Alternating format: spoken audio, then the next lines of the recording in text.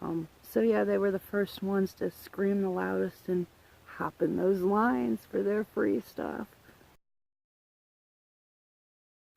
Yeah, NativeTearzGarden here, and we're doing a VR for Mr. Rambo.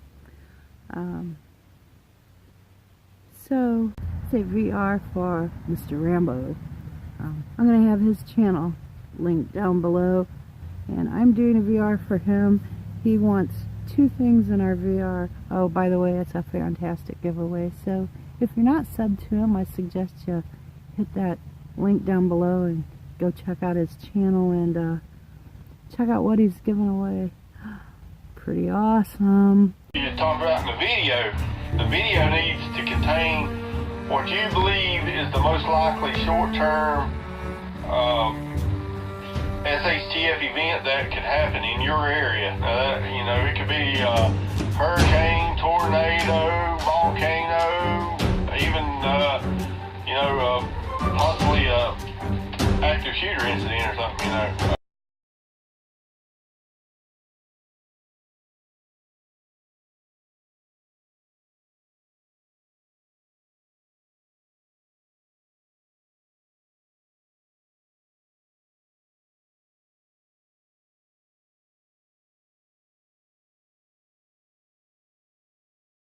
He wants to know 2 things, or your own personal opinion.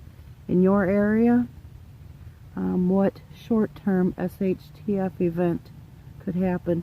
Well, we've had them happen here, and numerous times we get tornadoes. And if y'all remember the Joplin tornado, Joplin, Missouri, a few years back, 125 people were killed in that tornado. And it took out a whole section of the town. Oh gosh, what was it, like a mile long and a quarter-mile wide? Just everything that looked like had been blown up.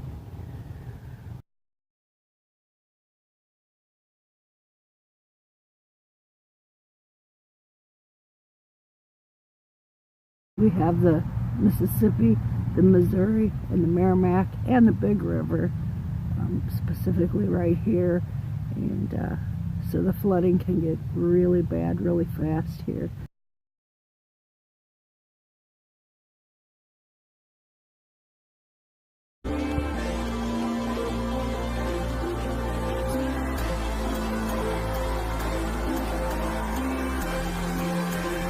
The National Guard joining the army of sandbag volunteers. Here you see a massive sandbagging effort by the folks of Eureka and really all over the state of Missouri and beyond. Just downriver, Interstate 44 and 141, with 44 now under several feet of water. An incredible sight for those of us familiar with this normally very busy interchange. And in South County, Interstate 55 at Merrimack Bottom Road, just across from Arnold. Engineers say this will most likely be covered and closed by tomorrow morning, becoming the second major stretch of local interstate to close. In Valley Park, the St. Louis County Police West County Precinct is now. Sky Fox was busy today. This is over I-44 where the Merrimack is covering part of the road. A 25-mile stretch shut down overnight between I-270 and Route 100 in Gray Summit. And right down I-44 in Eureka, some of the streets have turned into rivers. 200,000 sandbags have created a levee around businesses. The Coast Guard took us through that area on one of their boats to see just how much water is flowing into town. And Fox News Aisha Khan continues her live team coverage. To say, but in the meantime, take a look. This is our Air National Guard. They are standing by just in case there needs to be a request for more help as far as sandbagging is concerned. They're all stationed here. They're all close house just feet from the Creek River. The homeowner put out a plea on Facebook for sandbagging help as people started showing up. She says that she just finished basement repairs from the 2015 flood 3 weeks ago. And the Merrimack, people here in Jefferson County have 2 hours to decide if they want to be on the north or the south side of that bridge, and they need to be prepared to stay there for a while. Now that's all because starting at midnight tonight, BugOut is closing I-55 at the Merrimack River, meaning people who live in Arnold or other areas of Jefferson County would have to take alternate roads to go north to downtown or into St. Louis County. The problem is all of the other roads that cross over the Merrimack are also being closed, leaving Jefferson County residents locked in south of the river. Had historic flooding once again, and it was pretty bad. It knocked out the water districts, the water purification along the river. It was the first time in, I guess, ever that they've had that happen where the river got that high and people were without water and landlocked into their homes and couldn't get out. My friends, I kept telling them like 3 days ahead of time, if you want water you need to go get it, or you know, get you some gallon jugs and buckets for like washing and flushing toilets. And they kind of laughed at me. Well, a week into it, they weren't laughing. They were wanting to come down and grab some of my water, and I was like, you know, I hate to tell you, but I told you so. Which is part number 2 of this VR. Well, what do I think long-term nationwide?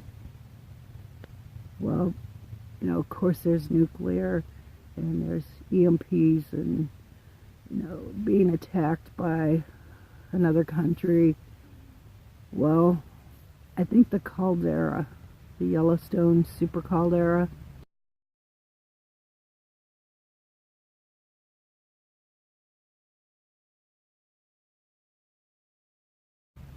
if it blows, I think everything from the Mississippi to California is probably going to be totally wiped out.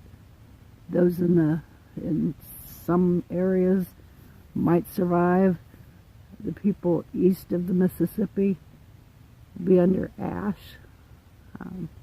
So I think the caldera, if it blows, I think our whole country, possibly even most of Canada, and you know, once the ash settles, then we go into a mini ice age, and there's not a whole lot you can do to stop the weather and control the weather. Alright, my voice is going, so I'm going to stop the video here. I hope so. What do you guys feel that your area would be prone to or might happen in your area as far as short-term SHTF? I like this VR. I love these kind. I like the stuck in a bunker. That one was awesome, but I was sick and I wasn't able to do it, and nobody tagged me. So anyways, this is my VR. I hope you guys enjoyed it. Hope you liked my answers, and stay awesome.